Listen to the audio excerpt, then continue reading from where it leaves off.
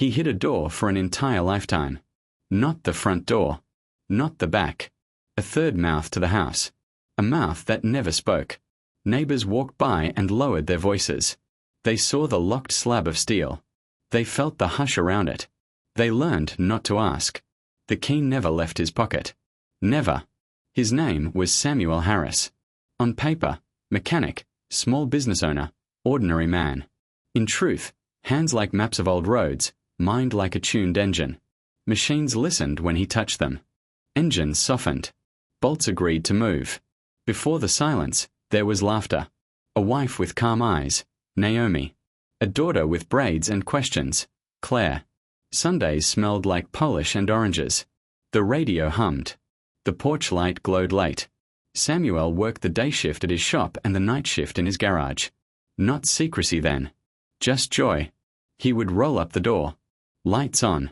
Tools in a shining line. A silver sports car sleeping under a cotton sheet. He called it her. Not the car. Joy. Go wake her, he would tell Claire. She would run laughing and tug the sheet. The room would become a sky. Naomi would lean in the doorway. Soft smile. Bare feet. Hands curled around a mug. She did not hurry him. She did not need to. Time was generous in those days. Samuel taught by touching. This is a carburetor, he'd say. He would not lecture. He would breathe. He would hold the part and let the part explain itself. Engines have a pulse, he told his daughter. Listen. Hear it. If you hear it, you can heal it. Claire believed him. Of course she did. He made spoons sing when he tapped them. He made bicycles softer than rain. He made the lawn mower apologize. The car, oh, the car. Liquid silver. Lean as intention. A shape that seemed to move even when it rested. When he started it, the sound was a secret handshake. Just for the three of them. They drove where the map ran out. Fields unrolled like green film. Skies opened as if pulled on a rope. They stopped for roadside pies. Claire chased ducks that never minded being caught. Naomi kept a camera and a quiet laugh. Samuel kept the road. To outsiders, they looked blessed. To themselves, they felt ordinary, which is the purest kind of blessed. They had a rhythm. Work. Dinner. Stories. One more turn of the wrench. One more chapter. Bed. When he washed the car, he washed a future. He imagined graduation tassels and fast schools and long visits home. He imagined grey at his temples and wine on the porch and the click of a screen door at dusk. He imagined two hands still finding each other by habit. He imagined timing belts and birthdays and the same address for 50 years. He was not rich. He never wanted to be. He wanted competence. He wanted to fix things and be fixed by fixing them. He wanted to belong to what he could repair. In the evenings, he opened the garage like a book. Claire climbed onto the bench. Her legs swung. He explained alignments in small, bright words. He made geometry sound like kindness. Naomi listened without interrupting. She spoke in places where silence would have become heavy. She knew when to set down a plate. She knew when to leave him to his tinkering. She knew when to slide her hand into his and carry him back inside. They were not perfect. They argued about bills. They sighed over the sink. They lost socks and found them 6 months later in the freezer. They forgave quickly. They made the bed even on bad days. They never let the last word be sharp. The garage was bright then. It smelled like lemon oil and warm metal. The calendar on the wall still had birthdays circled in red. The clock ticked and remained friendly. On one shelf, he kept a small tin box. Within it, a worn cloth, the color of old pewter. He used that cloth only for the silver car. Not a rag, he would tell Claire. A promise. Promises collected in that room. They hung like strings of light. 100 little vows you barely notice until the power goes out. I'll be home by 6. We'll take the long way. Ice cream on the way back. Always ice cream. When the sun slid down, the garage door rolled shut. Metal on metal. A soft, satisfied sound. He turned the key in the lock. He kissed his daughter's hair. He kissed his wife's forehead. He slept the sleep of a man who has earned it. Nothing ominous. No warning. No foreshadowed thunder. Just an ordinary night that believed in the next morning. And yet the lock, even then, learned the shape of his hand. It learned his pressure. It learned his fear long before he did. People say secrets grow in the dark, but some start in bright rooms. They begin as shelter, as a place to keep joy safe from weather. They do not know they will harden into vaults. For now, the door is honest. It keeps out rain. It keeps in laughter. A child's chalk scuff marks the threshold. 2 fingerprints shine on the polished fender where she always grabbed to look closer. A smile is trapped there if you tilt your head. Remember that. Remember the softness. Because a story about a locked door is never truly about the lock. It is about what a life puts behind it. Light, at first. He could not know what would come. He could not know how a door becomes a boundary, then a sentence, then a legend. He could not know that one day, another hand would learn that lock. A younger hand. His nephew's. But that is later. For now there is only the warm hum of an engine cooling. A family climbing the 3 porch steps. A light switched off. A good night promised out loud. And a garage, ordinary to the world, closing its eye. The morning sun lit the street like a stage. Birds sang. Sprinklers ticked. The Harris house stood wide open, alive with sound. Inside, laughter spilled through the windows. The sound of a 7-year-old girl who could never sit still. Claire. She had a voice like running water, always moving, always new. Naomi followed her daughter with calm steps, smiling at the chaos. She wore patience like a second skin. Every sharp corner in the house softened around her. Where she stood, storms dissolved. And at the center, Samuel. A man who wore grease on his hands like a badge. His gift wasn't wealth, but touch. Metal trusted him. Engines leaned closer when he bent over them. Neighbors swore he could hear machines breathe. That morning, his pride gleamed in the driveway.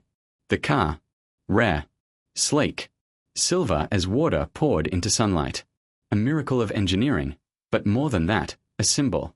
Of work, of triumph, of a dream finally caught. To Samuel it was never the car. It was proof that sweat mattered. That late nights under dim bulbs meant something. That a boy from a poor street could polish life until it shone. Naomi teased him. You love that machine more than your shoes. He only grinned. Because when his wife smiled, he had already won. Claire climbed into the passenger seat, her legs too short to reach the floor. She gripped the wheel with small hands. Vroom, she shouted. Samuel played along, tapping the throttle so the engine purred. The girl squealed with delight, pretending the driveway was a racetrack. Those drives became sacred. Sunday rituals. Not long trips. Not fancy, but stitched with happiness. Country roads stretched out like ribbons. Fields waved back in green. They stopped by lakes, letting Claire chase ducks until her shoes were soaked. Samuel and Naomi held hands, wordless, watching her laugh. They weren't rich. They weren't famous. But they were whole. And wholeness is rarer than gold. The car was part of that wholeness. A 4th family member, humming beneath the hood. Every shine of its chrome said, "You've built something that lasts." Samuel never admitted it out loud, but he believed it. He believed nothing could break them. Not while they had this rhythm. A wife's grace. A daughter's laughter. A silver car that carried all 3 forward together. He couldn't see what waited ahead. He couldn't know how quickly glass can shatter. How a humming engine can become a scream. But for now, life was perfect. So perfect it seemed untouchable. And perfection, as the world always proves, is fragile. Too fragile. The morning looked harmless. Clear. Bright. Another ordinary day. Samuel loaded the picnic basket Naomi had packed. Fruit, water, little snacks. Her habit. She always made every ride feel like a memory waiting to happen. Claire ran circles around the driveway, braids flying like banners. She sang to herself, climbing into the back seat with her favorite toy clutched tight. 7 years old. Untouchable joy. Naomi slid into the passenger seat. A glance. A squeeze of Samuel's hand. The look of a woman who trusted the road because she trusted him. The silver car rolled out of the driveway. Engine purring. Wheels humming. A family moving as one. They laughed about small things. Claire's drawings taped on the fridge. Naomi's flowers in the garden. Samuel's latest plan for the garage. Their world felt solid, unbreakable. The road climbed into the hills. Trees framed the highway. The air smelled of pine and sunlight. Samuel felt full of love, of gratitude, of life. He thought, let this moment last forever. But forever does not ask permission. It does not linger when fate calls it elsewhere. 1 second, music on the radio, Naomi's soft laugh, Claire's voice rising in song. The next, a horn, a shadow, a truck swerving across the yellow line. Samuel's reflexes snapped. Hands clenched. Brake slammed. The car shrieked, tires clawing the asphalt. Metal screamed. Glass exploded into 1,000 glittering shards. The world spun sideways. Samuel's head struck the wheel. Blood filled his mouth. He tasted iron, then nothing but terror. Naomi's cry cut short. Claire's scream tangled with the sound of steel folding in on itself. Then silence. An impossible silence.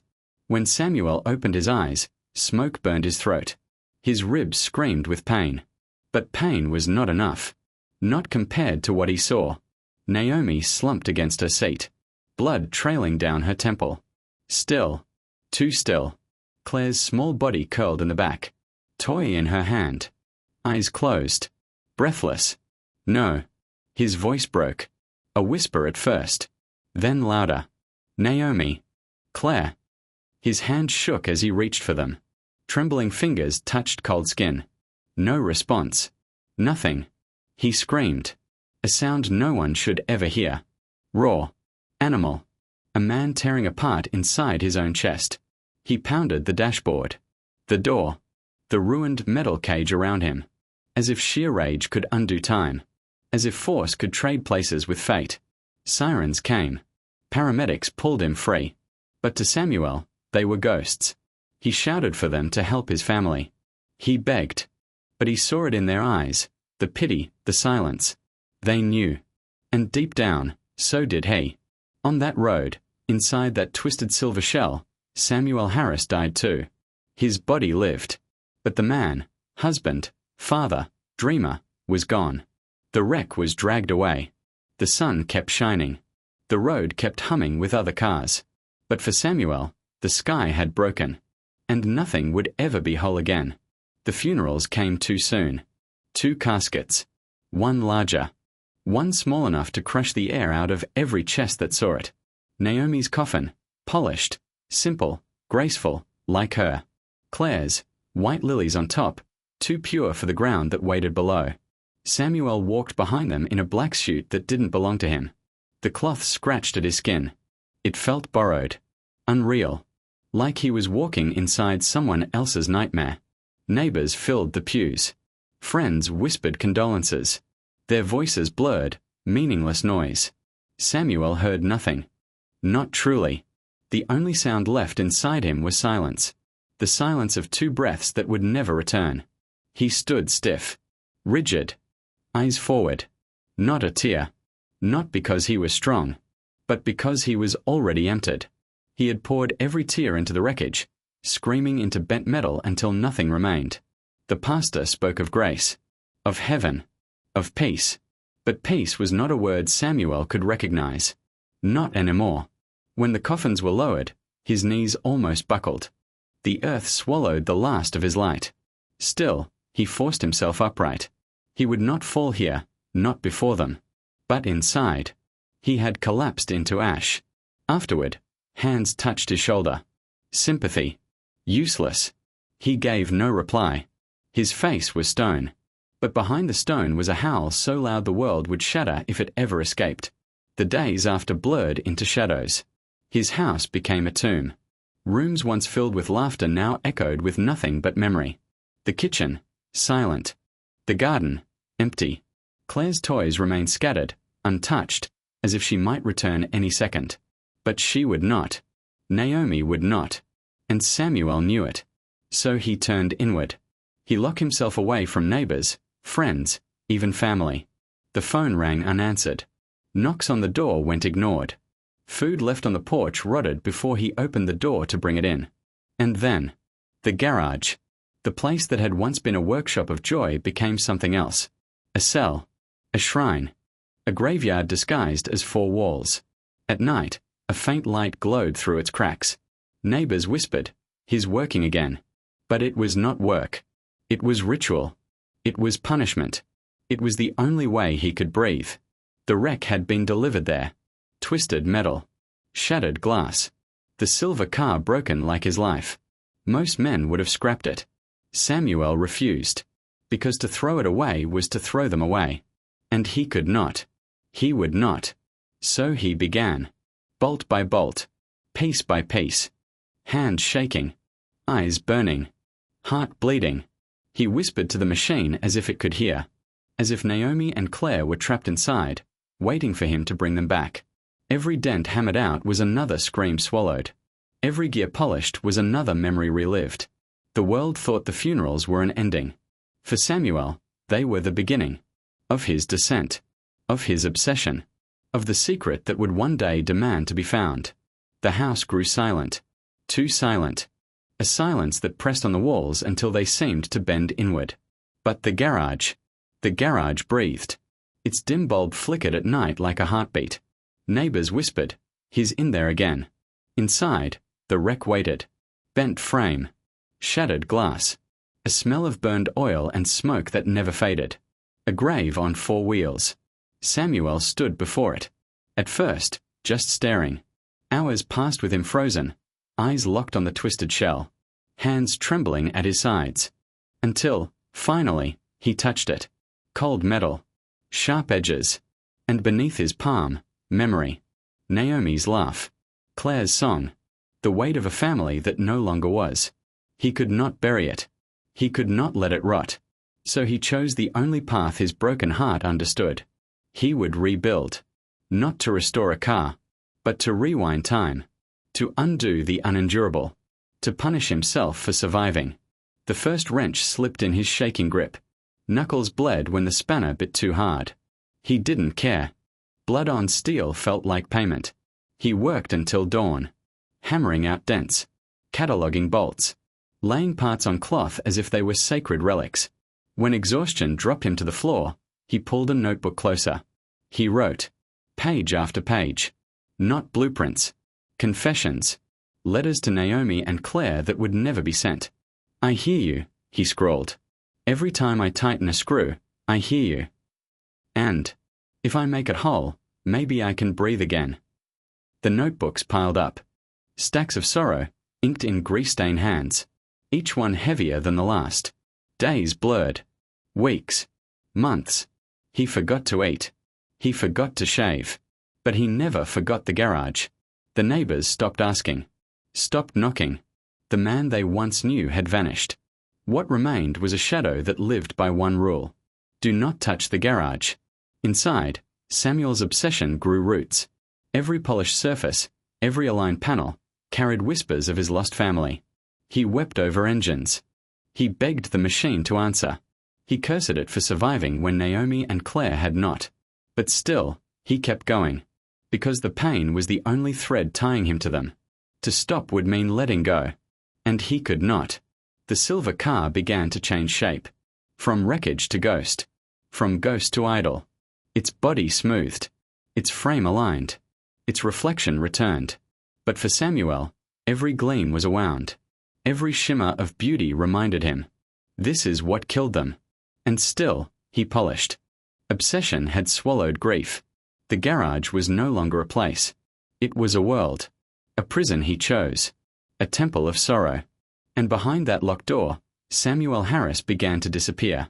Years slid by like oil dripping slow and heavy. The world moved on. But not Samuel. He stayed locked in place. The house around him decayed.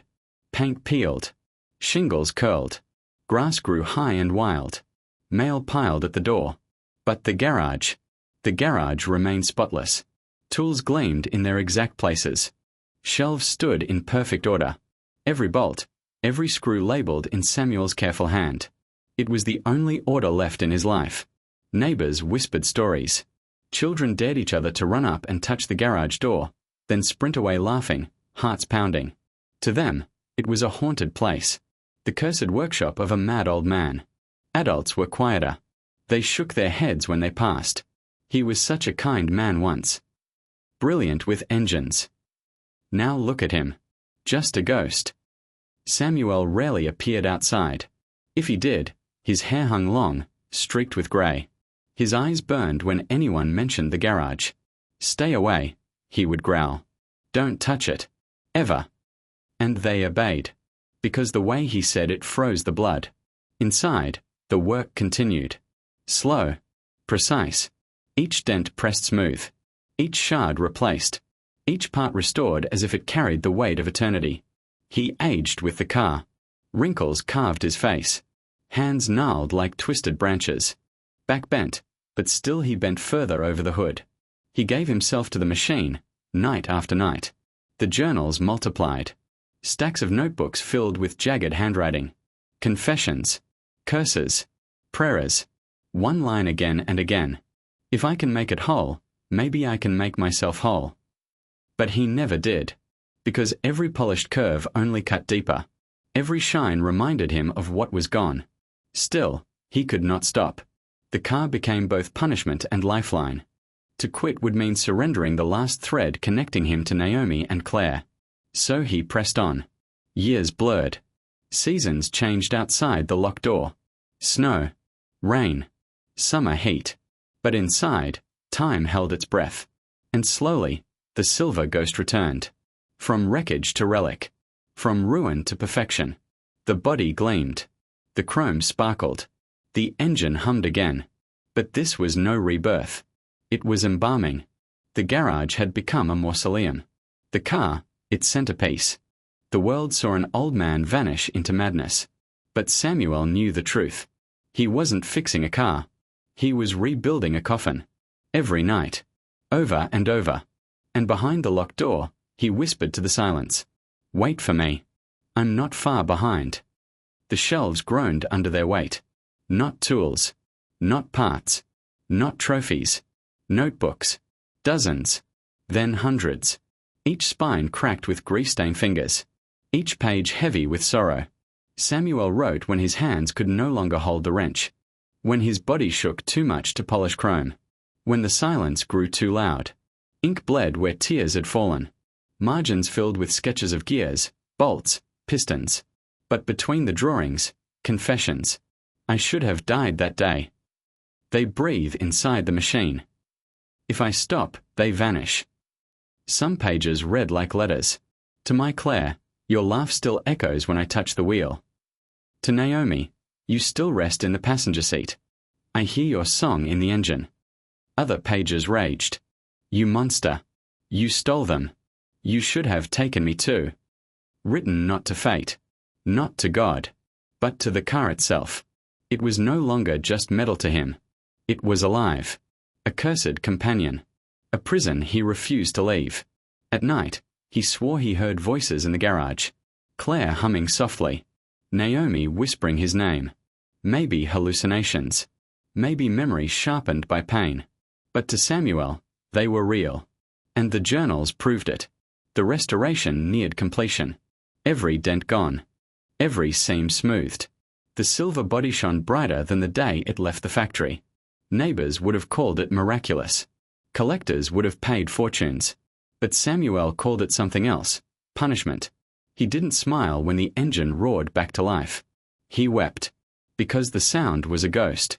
The same hum that once carried laughter and now carried silence. Late entries in the journals grew unsteady, letters trembling.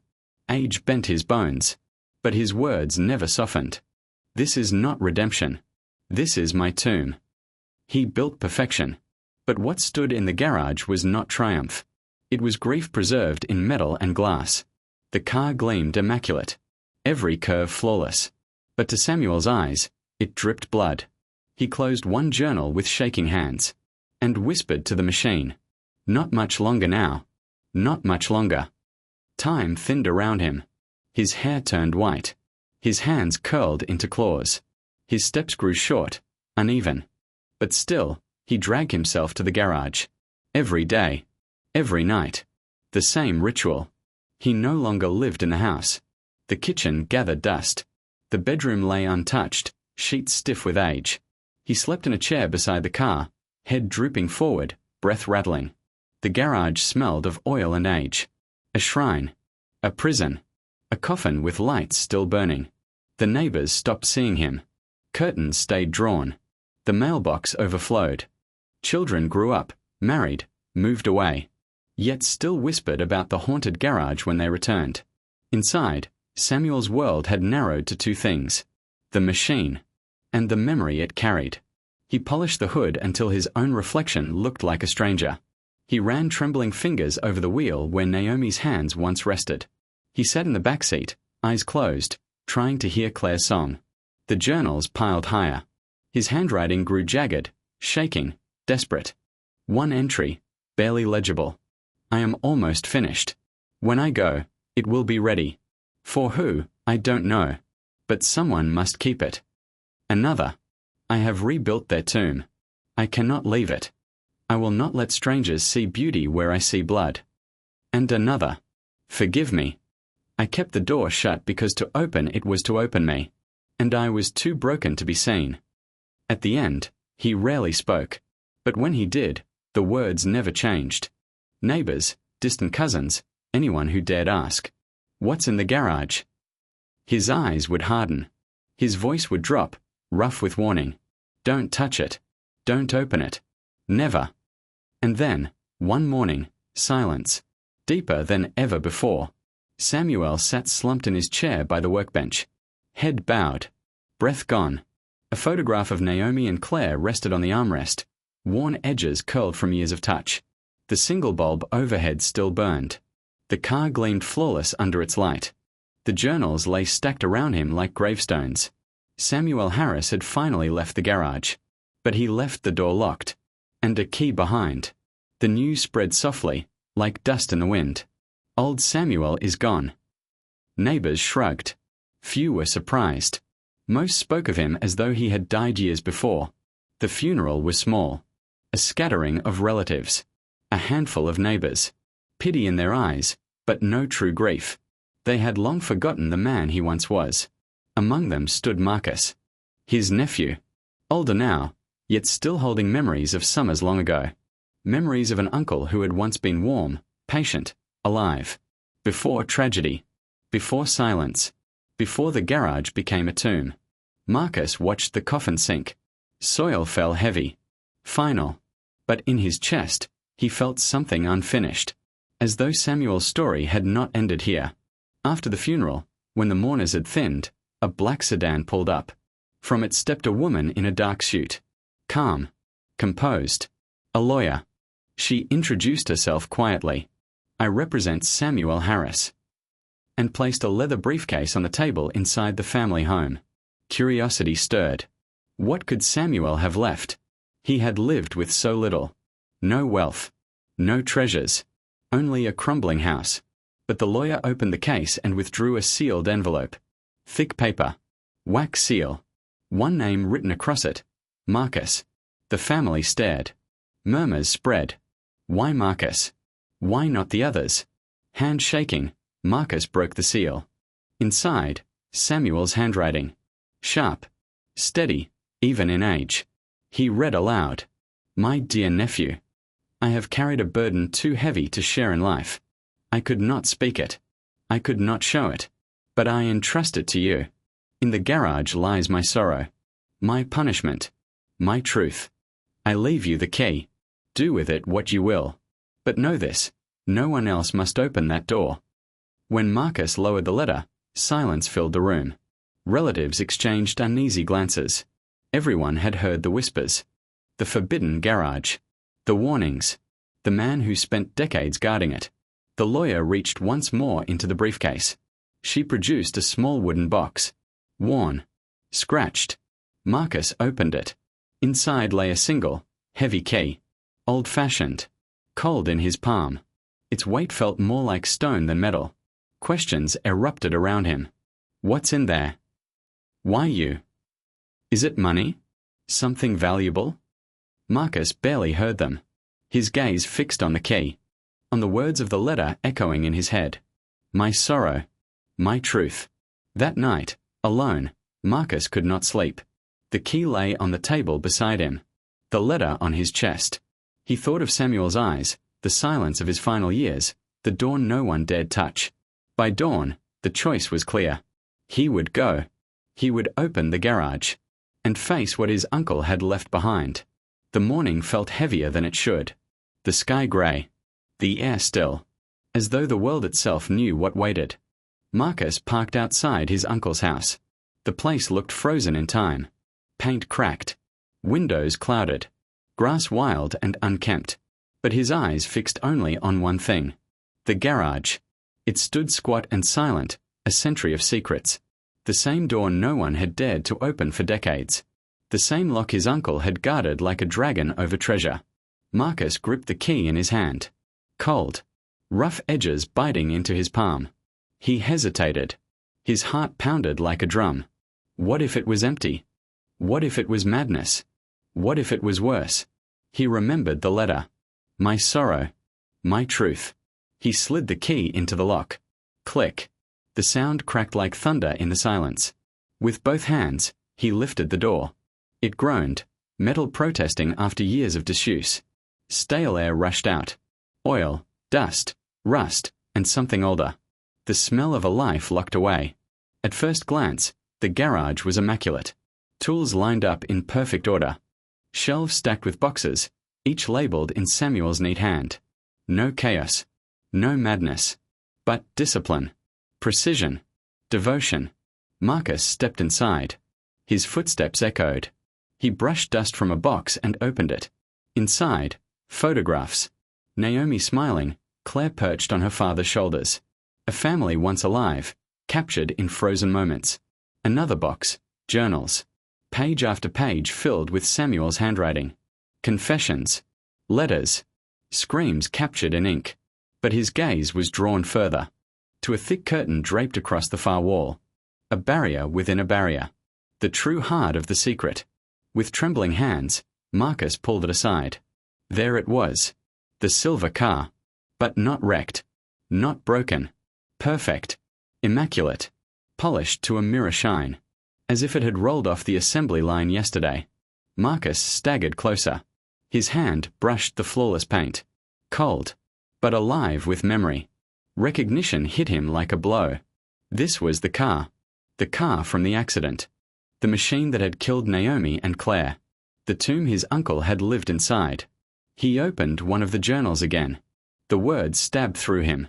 I rebuild because I cannot forget. This is not redemption.